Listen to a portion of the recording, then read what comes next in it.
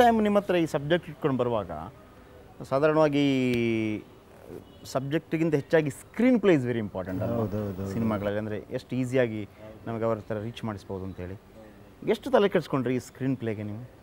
ಇಲ್ಲ, ನಿಜ ಹೇಳ್ಬೇಕಾದ್ರೆ ನಾನು ಜಾಸ್ತಿ ತಲೆ ಕೆಡಿಸ್ಕೊಂಡಿಲ್ಲ. ಪಾಪ ನಮ್ಮ ಸೀನಿಯವರೇ ಜಾಸ್ತಿ ತಲೆ ಕೆಡಿಸ್ಕೊಂಡ್ರು. ಏನಂದರೆ ಅವರು ತುಂಬ ಫಸ್ಟ್ ಟೈಮ್ ಅವ್ರು ಸಿನಿಮಾ ಮಾಡ್ತಿರ್ಬೇಕಾದ್ರೆ ನನ್ನ ಕಾಟ ಕೊಡೋರು ಅವರು ಶೂಟ್ ಇಲ್ಲ ಇಲ್ಲೇನೋ ಬೇಕು ಸರ್, ಇಲ್ಲೇನೋ ಇದು ಬೇಕು, ಇಲ್ಲೇನೋ ಅದು ಬೇಕು ಅಂತ. ಪಾಪ ಅವ್ರಿಗೆ ಒಂದು ಆ ಉತ್ಸಾಹ ಎಲ್ಲೋ ಒಂಚೂರು ಡಲ್ ಆದರೂ ಕೂಡ ಇಲ್ಲೇನೋ ಕೂತ್ಕೊಂಡು ವರ್ಕ್ ಮಾಡಬೇಕು, ಆಯ್ತು ಹೇಳಿ ಏನು ಮಾಡಿ. ನಾನೊಂದು 4-5 ಆಪ್ಷನ್ಸ್ ಕೊಡ್ತಿದ್ದೆ, ಅದರಲ್ಲಿ ಒಂದು ಆಪ್ಷನ್ ಅವರಿಲ್ಲ ಇದು ಚೆನ್ನಾಗಿರುತ್ತೆ ಅದು ಚೆನ್ನಾಗಿರುತ್ತೆ. ಸೊ ಆ ಥರ ಅಂದರೆ ಇದನ್ನು ಜಾಲಿಯಾಗೇ ಮಾಡಿದ್ರಿಂದ ನನಗೆ ಅಷ್ಟಿದಾಗಲಿಲ್ಲ. ಏನು ಹೇಳಿ ಮಜವಾಗಿರೋದ್ರಿಂದ ಇಲ್ಲೇನಂದರೆ ಟೋಟಲಿ ಕಾಮಿಡಿನೇ ಮೇಯ್ನ್ ಇಟ್ಟಿದ್ದು. ಇದೇ ಕಾಮಿಡಿ ಸಿನಿಮಾ ಥರ ನೋಡಲಿ, ಅದ್ರ ಹಿಂದೆ ಒಂದು ಸಣ್ಣ ಲೈನರ್ ಇರಲಿ, ಅದು ಅರ್ಥ ಆಗಿಲ್ಲ ಅಂದರೂ ಸಿನಿಮಾ ಬೇಜಾರಾಗಬಾರ್ದು. ಬಟ್ ಸಣ್ಣ ಲೈನರ್ ಅಲ್ಲ ಸರ್, ಇದು ಇಸ್ ಎ ಬಿಗ್ ಲೈನ್, ಇದು ಬಿಗ್ ಮೆಸೇಜ್. ಯಾಕೆ ಗೊತ್ತಾ, ಈಗ ಚುನಾವಣೆ ನಡೀತಾ ಇದೆ. ಯಾವ ರೀತಿ ಚುನಾವಣೆ ನಡೀತಾ ಇದೆ ಎಸ್ಪೆಷಲಿ ನಮಗೂ ಗೊತ್ತಿದೆ, ನಾವು ಕೂಡ ಇನ್ನು ಅದರಲ್ಲೇ ಫುಲ್ಲು ಮಿಂಗಿಲಾಗಿರ್ತೀವಿ 45 ದಿವಸಗಳು. ಎಲ್ಲಿ ಏನೆಲ್ಲ ನಡೆಯುತ್ತೆ, ಯಾವ ಪಾರ್ಟಿಗಳು ಏನೆಲ್ಲ ಮಾಡುತ್ತೆ, ಹೇಗೆ ನಡೆಯುತ್ತೆ ಚುನಾವಣೆ ಅನ್ನುವಂಥದ್ದು. ಆದರೆ ನೀವು ಹೇಳೋದೊಂದು ಪಾಯಿಂಟ್ ಇದೆಯಲ್ಲ, ಒಂದು ಆ ಕೀ ಕೋಡಿ ಏನು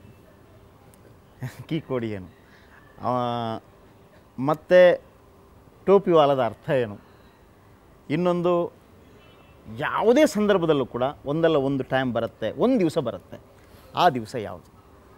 ಈ 3 ವಿಚಾರಗಳು ಕಂಪ್ಲೀಟಾಗಿ ವೀಕ್ಷಕರಿಗೆ ಆ ಸಿನಿಮಾದ ಮುಖಾಂತರ ಗೊತ್ತಾಗ್ಬಿಟ್ರೆ ಬಹುಶಃ ಒಂದು ಚುನಾವಣೆಯ ಇತಿಹಾಸದಲ್ಲೇ ಒಂದು ಹೊಸ ಟ್ರೆಂಡ್ ಸೆಟ್ಟಿಂಗ್ ಆಗ್ಬೋದು ಅಂತ ಅನಿಸುತ್ತೆ ನನಗೆ.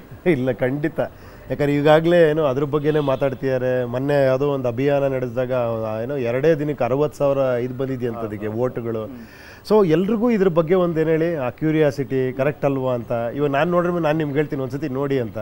ಬಟ್ ಏನಂದರೆ ನಮ್ಗೇನಾಗುತ್ತೆ ಅಂದರೆ ನಮ್ಮ ಮೇಯ್ನಾಗಿ ಬೇಕಾಗಿರೋದು ರೂರಲ್ ಸೈಡ್. ಅಂದರೆ ಏನು ಹೇಳಿ B-C-D ಅನ್ನೋ ಥರ ಕ್ಲಾಸ್ಗಳಿದೆಯಲ್ಲ, ಸೊ ಆ ಎಲ್ಲ ಕ್ಲಾಸಿಗೆ ರೀಚ್ ಆಗಬೇಕು. ಯಾಕಂದರೆ ಮೇಯ್ನಾಗಿ ಪ್ರಾಬ್ಲಮ್ ಆಗ್ತಿರೋದೇ ಅಲ್ಲಿ. ಸೊ ಅದು ನಮ್ಗೇನಂದರೆ ಏನೋ ಗೊತ್ತಿರೋವಂಥವ್ರು ತಿಳಿದಿರೋವಂಥವ್ರು ಅದನ್ನು ನೋಡ್ತಾರೆ, ಚೆನ್ನಾಗಿದೆ ಒಳ್ಳೆ ಕಾನ್ಸೆಪ್ಟು ಹಂಗೆ ಹಿಂಗೆ ಅಂದ್ಕೊಂಡು ಇದು ಮಾಡ್ತಾರೆ. ನಮಗೇನಂದರೆ ಅಲ್ಲಿಗೆ ಏನು ಹೇಳಿ ಆ ಕೊನೆವರೆಗೂ ಮುಟ್ಟಬೇಕು, ಅವ್ರಿಗೆ ಅರ್ಥ ಆಗಬೇಕದು. ಯಾಕೆಂದರೆ ನಾವು ಈ ಟೋಪಿವಾಲದ ಬಗ್ಗೆ ಬಂದ ರಿಯಾಕ್ಷನ್ಸ್ಗಳನ್ನು ನೋಡುವಾಗ ಎಸ್ಪೆಷಲಿ ಸಿನಿಮಾ ರಿಪೋರ್ಟರ್ಸ್ ಅಲ್ಲ, ಅದಕ್ಕಿಂತ ಹೆಚ್ಚಾಗಿ ಪೊಲಿಟಿಕಲ್ ರಿಪೋರ್ಟರ್ಸ್ ನೋಡಬೇಕು ಅಂತ ಭಾಳ ಆಸೆ ಆಗ್ಬಿಟ್ಟಿದೆ ನಮಗೆ. ಅಂದರೆ ಹೇಗಿರುತ್ತೆ ಅನ್ನುವಂಥದ್ದನ್ನು ಸಾಧಾರಣವಾಗಿ ನಾವು ನೋಡಿರ್ತೀವಿ, ಅದು ರಿಯಲ್ ಪಿಕ್ಚರ್ ನಮಗೆ. ಅದನ್ನು ಏನು ಗೊತ್ತಿಲ್ಲದವನಿಗೆ ಆ ಬ್ಯಾರಿಕೇಡ್ ಇರುತ್ತೆ ಮಿಡ್ಲಲ್ಲಿ, ಅದರ ನಂತರ ಒಂದು ಕಾಮಿಡಿಯಾಗಿ ತಗೊಂಡೋಗಿ ಹೇಳೋದಿದೆಯಲ್ಲ, ಇದು ಇಲ್ಲಿ ಈ ರೀತಿ ನಡೀತಾ ಇರುತ್ತೆ, ನಮ್ಮಲ್ಲಿರೋ ಅಸ್ತ್ರ ಇದು ಒಂದೇ, ನಾವೇನು ಮಾಡಬೇಕು ಅನ್ನುವಂಥದ್ದು ಅಂತೇಳಿ. ಸೊ ಉಪೇಂದ್ರ ಅವರು ಇಂಥ ಸಿನಿಮಾಗಳ ಬಗ್ಗೆನೇ ಈಗ ಇತ್ತೀಚೆಗೆ ಭಾಳ ಆಸಕ್ತಿ. ಇಲ್ಲಪ್ಪ, ನಾನು ಇದು ಮಾಡಿರೋದೇ ಸೂಪರ್ ಆದಮೇಲೆ ಇದೊಂದು, ಅದು ಕೂಡ ಆ್ಯಕ್ಚುಲಿ ಬೇರೆ ಥರ ಮಾಡಿರೋದು. ಇದು ಸೂಪರ್ ಬಿಡಿ, ಅದು ಟೋಟಲಿ ದೊಡ್ಡ ಸ್ಕೇಲಲ್ಲಿ ಏನು ಹೇಳಿ ಏನೋ ಇಂಡಿಯಾನೇ ಹಿಂಗಾಗತ್ತೆ, ಜನಗಳ ಪಾರ್ಟಿಸಿಪೇಷನ್ನು ಅಂತ, ಅದು ಬೇರೆ ಥರ ಇತ್ತು.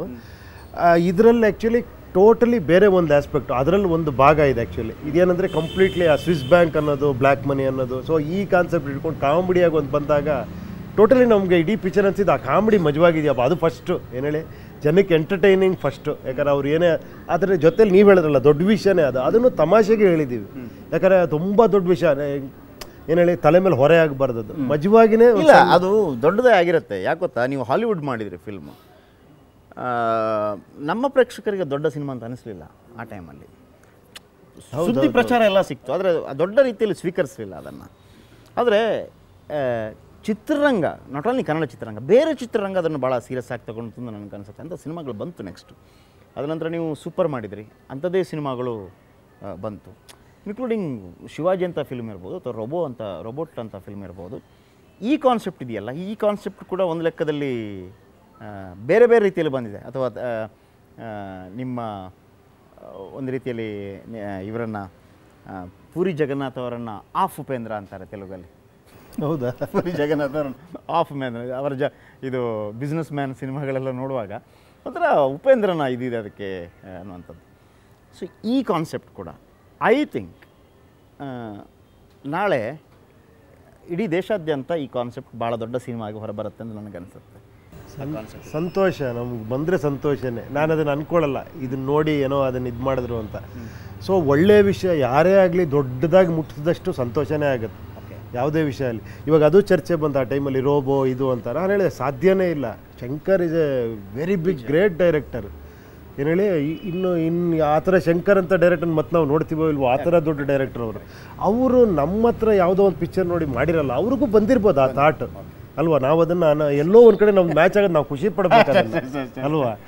ಅವ್ರು ಥಿಂಕ್ ಮಾಡಿದ ರೀತಿ ನಾವು ಒಂದು ಕಡೆ ಥಿಂಕ್ ಮಾಡಿದ್ವಿ ಅಲ್ವಾ, ಮಾಡಿದೀವಲ್ಲಪ್ಪ ನಾವು ಆ ಥರ ಅಂತ. ಆಮೇಲೆ ಪೂರಿ ಜಗನ್ನಾಥ್ ಅವರು ಅಷ್ಟೇ ದೊಡ್ಡ ಡೈರೆಕ್ಟ್ರು, ಅವರೇನು ನಮ್ಮ ಥರ ಏನೋ ಯೋಚನೆ ಮಾಡಿರಪ್ಪ, ನಾನು ಆ ರೇಂಜಲ್ಲಿ ಅಟ್ಲೀಸ್ಟ್ ಯೋಚನೆ ಮಾಡ್ತಾ ಇದ್ದೀನಿ, ಆ ರೇಂಜಲ್ಲಿ ಇಲ್ಲದೆ ಇರ್ಬೋದು, ಆ ಒಂದು ಖುಷಿ ಅಷ್ಟೇ.